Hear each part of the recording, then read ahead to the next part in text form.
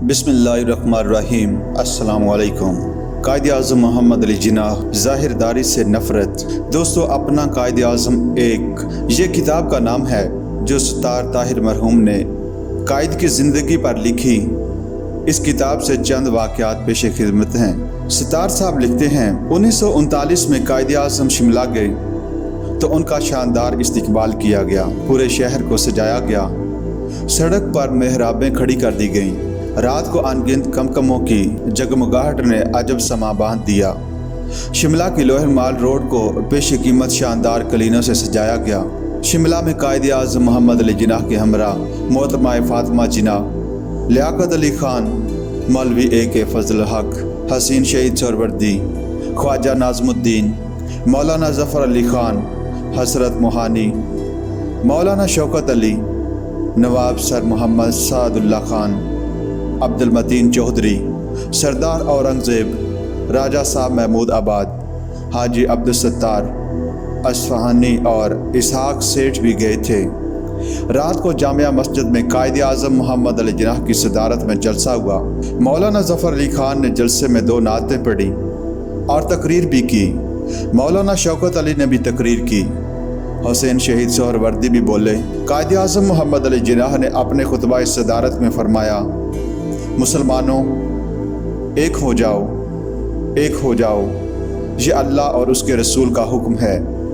तकरीर के बाद बाज़ लोगों ने अक़ीदत से कायद आज़म के हाथ चूमने की कोशिश की, जिस पर उन्होंने फरमाया, हम सब मुसलमान बराबर हैं, मैं आपसे बरतर नहीं हूँ। कायद आज़म की बेगम रत्ती जिन्नाह, जिनका इस्लामी नाम मरियम रखा गया, उनके बारे में भी इस किताब में एक वाक़या दर्ज है। अपने बहादुर शोर की तरह बेगम रत्ती जिन्नाह भी हक गोई और बेबाकी में अपनी मिसाल आप थीं।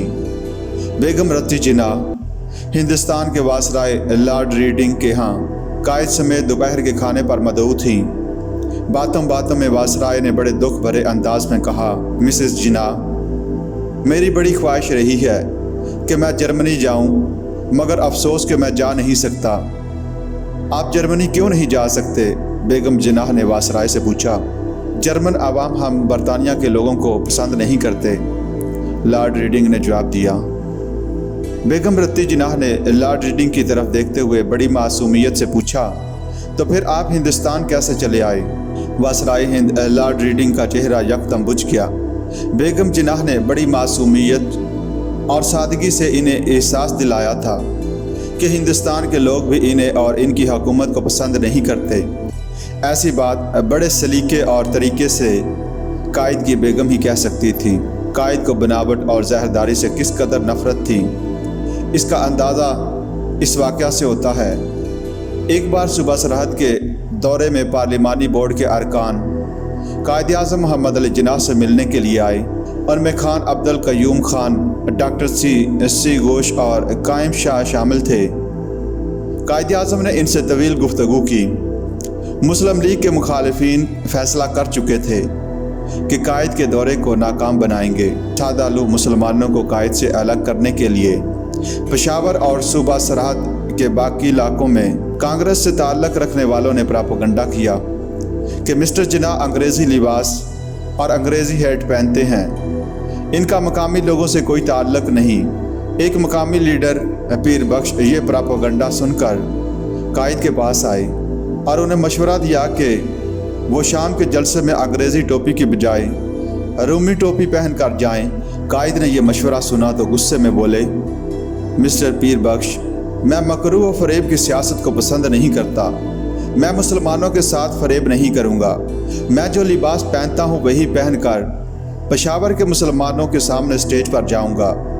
लोगों को ये नहीं देखना चाहिए कि मैं किस किस्म का लिबास पहनता हूँ, बल्कि इन्हें यह देखना चाहिए कि मैं कह क्या रहा हूँ। यूं कायद अंग्रेज़ी लिबास पहनकर इस जलसे में गए और तकरीर की।